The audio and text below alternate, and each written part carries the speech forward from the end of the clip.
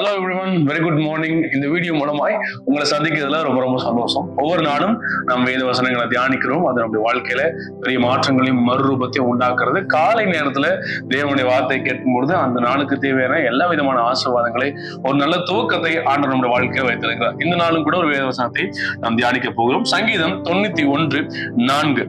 அவர் தமது சிறகுகளாலே உன்னை மூடுவார், அவருடைய செட்டைகளின் கீழே அடைக்கலம் புகுவாய், அவருடைய சத்தியம் உனக்கு பரிசையும் கேடகம். It's a very familiar verse.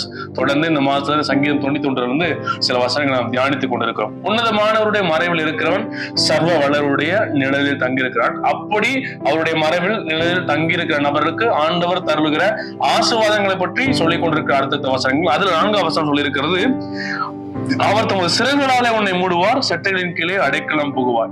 இந்த ஃபர்ஸ்ட் பார்ட் நம்ம அடிக்கடி தியானிக்கிறது தான். நம்ம எல்லாருக்கும் தெரியும் அவர் எப்படி நம்ம சட்டைகளின் கீழே வச்சு மூடுறாரு. கோழித்தின் குஞ்சுகளை எப்படி ஒரு ஆபத்து வரும்போது, கழுகு பிடிக்க வரும்போது எப்படி காப்பாத்துதோ அப்படி கடவுள் நம்மளை காப்பாற்றுவார் என்று நம்ம அடிக்கடி கேட்டிருக்கோம், நிறைய செய்திகளை பார்த்திருக்கோம். ஆனா அந்த பின்னாடி இருக்கிற second part of the verse அதுதான் முக்கியமானது. பாருங்க, அவருடைய சத்தியம் உனக்கு பரிசையும் கேடகமா. God's faithfulness is a wall and seal அப்படின்னு சொல்லப்பட்டிருக்கிறது. என்ன, தேவனுடைய உண்மை எது நம்முடைய வாழ்க்கையில நடத்துறது, பாதுகாக்குது அப்படின்னா நம்முடைய உண்மை அல்ல, அவருடைய உண்மை. இதை கொஞ்சம் தியானிக்கிறதுக்கு முன்னாடி இந்த பரிசை கேடகம் அப்படின்னு என்னன்னு பார்க்கணும்ல. இந்த பரிசையும் கேடகம்னா வால் அண்ட் சீல். நீங்க ஒருத்தன் போருக்கு போக பாத்தீங்கன்னா ஒரு பெரிய ஒரு வட்டமா ஒண்ணு வச்சிருப்பான், சீல் கவர் பண்றதுக்கு. அது கேடகம். எதுக்கு? ஒரு எதிரிகள் நம்மளை திடீர்னு தாக்கும் போது அதை வச்சு கவர் பண்ணிக்கலாம். நம்மள திடீர்னு ஒரு எனிமி அட்டாக் பண்ணும்போது அது நம்மளை பாதுகாக்கும். ஒரு அம்பு எய்யும் பொழுதோ, ஒரு பெரிய ஆபத்தான வாள் நம்மளை அடிக்கும் பொழுதோ அதை வச்சு நம்ம என்ன பண்ணிக்கலாம், சீல்ல வச்சு நம்மளை பாதுகாத்துக்கலாம். இந்த வாள் பாருங்க, ஒரு முழு சிட்டியவே எதுதான் பாதுகாக்கும் அப்படின்னா அங்க இருக்கிற சுற்றி இருக்கிற மதில் சுவர் தான். நீங்க நம்ம பாக்குறோம் பைபிள்ல கூட எரிகோவோட முதல் சுவர்கள்.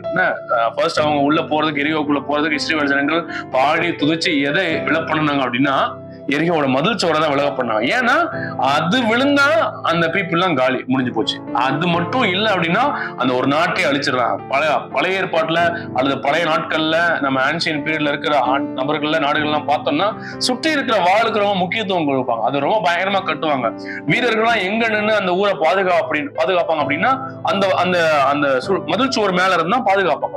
அந்த வாழ் ரொம்ப ரொம்ப முக்கியமானது. இப்ப ஆண்டவர் என்ன சொல்றாரு, என்னுடைய உண்மை உன்னுடைய வாழ்க்கையில மதில் சுவர் போன்றது. எந்த விதமான எதிரிகளும் நம்முடைய கம்யூனிட்டிய, நம்முடைய குடும்பத்தை அது அணுகாதபடிக்கு தேவனுடைய உண்மை மதில் சுவரா இருந்து பாதுகாக்கிறது. நம்ம சில நேரம் நினைச்சிட்டு இருக்கோம் நம்முடைய குடும்பத்தை பாதுகாக்கிறது நான் தான். இந்த வீடியோ பார்த்து நினைச்சிட்டு இருக்கீங்க, நான் உழைக்கிறதுனாலதான், நான் ஜெபிக்கிறதுனாலதான், நான் நல்லா இருக்கணும், நான் சபைக்கு போறதுனாலதான் என் குடும்பத்தை பாதுகாக்கிற ஆண்டு நினைச்சிருக்கீங்க. இல்ல இல்ல இல்ல, உங்க குடும்பத்தை பாதுகாக்கிறது காட்ஸ் ஃபெய்த்ஃபுல்னஸ். உங்க குடும்பத்துக்கு மதில் சுவரா இருப்பது தேவனுடைய உண்மை. அது மாத்திரம் இல்ல, உங்களுடைய வாழ்க்கைக்கு தனிப்பட்ட வாழ்க்கையில பாருங்க எப்படி அந்த மதில் சுவர் ஒரு தேசத்தை பாதுகாக்குது. இந்த ஷீல்ட் ஒரு தனி மனிதனை பாதுகாக்குது. ஒரு நமக்கு பர்சனலா ஒரு ஆபத்து வரும்போது, ஒரு ஈவிலான விஷயங்கள் வரும்போது அது நம்மை பாதுகாக்கிறது. அப்ப என்னோட தனிப்பட்ட வாழ்க்கையிலும் சரி, என்னுடைய குடும்பத்தின் வாழ்க்கையிலும் சரி, என்னுடைய கம்யூனிட்டியில இருக்கிற வாழ்க்கையிலும் சரி, நம்மை பாதுகாப்பது தேவனுடைய உண்மை. என்ன உண்மை? அவர் நம்ம ரட்சிக்கப்பட்டு சபைக்கு வரும்போது நமக்கு சில வாக்குகளை கொடுத்திருப்போம். உன்னை பாதுகாப்பேன், உன்னை நடத்துவேன், உனக்கு என்ன தீங்கு அணுகாதுன்னு சொல்லிட்டார்ல. அதுக்குள்ள வந்துட்டதுனால, அவருடைய செட்டைகளின் மறைவுல வந்துட்டதுனால, அவருடைய நிலையில் தங்கிட்டதுனால, அவர் பக்கத்துல நம்ம இருக்கிறதுனால அவர் என்ன முடிவு பண்ணிட்டாரு, இனி வாழ்நாள் முழுவதும் நான் இவனை பாதுகாத்தே தீர்வேன். இவன் எப்படி இருந்தாலும் பரவாயில்ல, இவன் எவ்வளவு மோசமா இருந்தாலும் பரவாயில்ல, நான் இவனை கண்டிப்பா ப்ரொடெக்ட் பண்ணியே ஆவேன் அப்படின்ற ஒரு தீர்மானம் தேவன் வைத்திருக்கிறார். அதுதான் அவருடைய உண்மை. அந்த உண்மை இருக்கு பாத்தீங்களா, அதுதான் இன்னைக்கு வரைக்கும் உங்களை, என்னையும், உங்களுடைய குடும்பத்தை, என்னுடைய குடும்பத்தையும் பாதுகாத்து வருகிறது.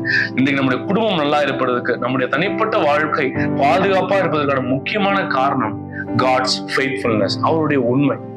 நம்ம நினைச்சிட்டு இருக்கோம் ஏன் உண்மை இல்லைங்க, இல்லவே இல்லைங்க, அவருடைய உண்மை. அப்ப இதனால நான் கண்டுபிடிக்க வேண்டியது என்ன, நான் தியானிக்க வேண்டியது என்ன, தேவனுடைய உண்மை என் வாழ்க்கையில எந்த இடத்துலலாம் என்னை பாதுகாத்துச்சு அப்படின்றத இன்னைக்கு ஒரு ஜெபமான கேள்வி. ஆண்டவரே, உங்களுடைய உண்மை எவ்வளவு முக்கியமானது என்பதை எனக்கு கற்றுத்தாங்க அப்படின்னு கேட்கும்பொழுது கண்டிப்பா தேவன் கற்றுத்தருகிறார். அந்த வசனம் சொல்லப்பட்டது போல, அவருடைய சத்தியம் உனக்கு பரிசையும் கேடகமாம். His faithfulness is a shield and a wall. இந்த வசனத்தை தொடர்ந்து தியானிங்க. தேவன் உங்களுக்கு பரிசையும் கேடகமா இருந்து உங்களுடைய வாழ்க்கையை பாதுகாப்பாரு. Thank you. God bless you and have a great day.